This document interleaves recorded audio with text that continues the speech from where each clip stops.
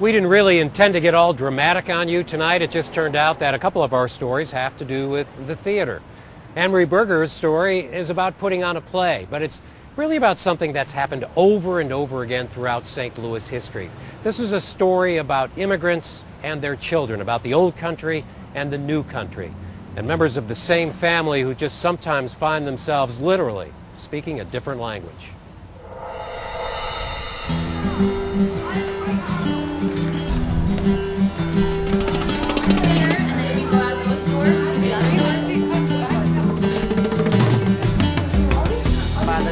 Good evening, everybody.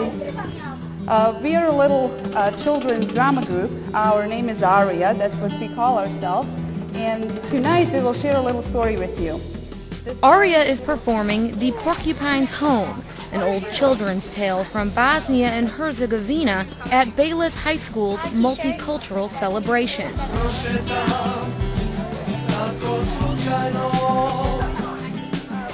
Students and groups like Aria have come together for this annual event to celebrate diversity and showcase the efforts of St. Louisans who are working to preserve their cultural traditions. These and other young members of Aria from the former Yugoslavia have committed the last year to learning the language of their parents. And for many, tonight marks the first time they will tell a story entirely in Bosnian.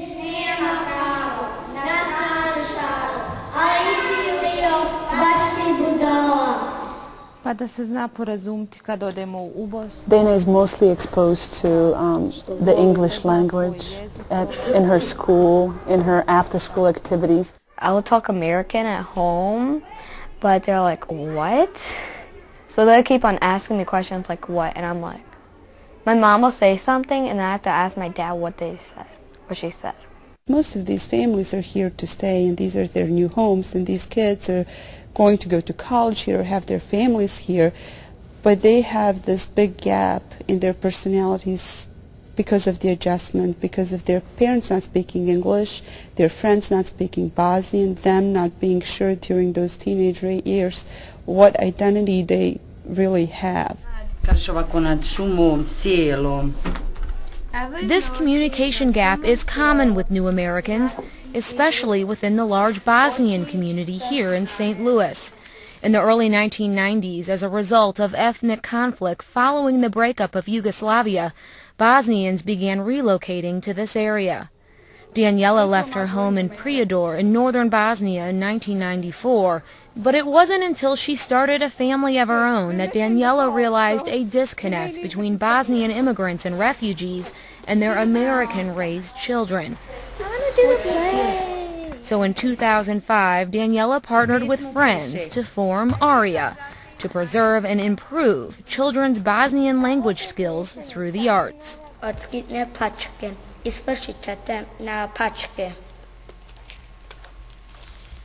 Good. We created a music group, which is a small music band. We have a volunteer who teaches them to play guitar, teaches them notes, to read music and to write music. We have a home ec group where they'll learn to knit and sew and talk about things that their grandmothers do and used to do. We have a drama group where we practice every year. We try to understand the story and put it in a little play. Aria has grown to have more than 60 kids in its program. However, with success come challenges. Only 5 volunteers, and their biggest worry is that we're not going to be able to keep it going. Because the more kids enroll, we need more volunteers. But it's been very hard to find people who are fluent in Bosnian and English, because we still want to attract the American children who do not speak Bosnian and are friends with Bosnian kids to participate and to be immersed, at least for a few sessions, to see what it feels like. And it can be a challenge for the parents as well to tell their children the deeply painful stories about what uprooted their lives in Bosnia. They have to decide just how much they want their children to know. There are some things that it's hard to explain, because for most of the kids, just like any kid, seeing is believing. When I try to tell her about things that I've gone through, I can explain to her because she simply can't imagine it.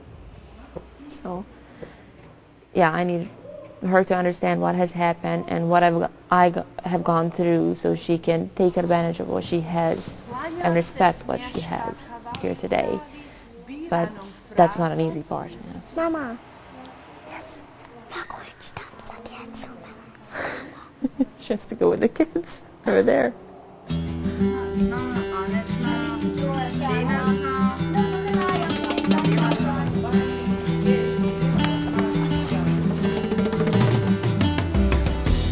Like, first time we started, I had no clue what the words were, but then my teacher helped me, and that was pretty fun.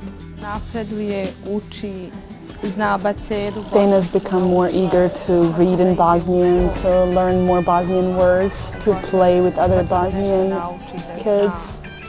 So most of the benefits have been very, very positive. Kažu, dobro je pismo. Medeni pismo.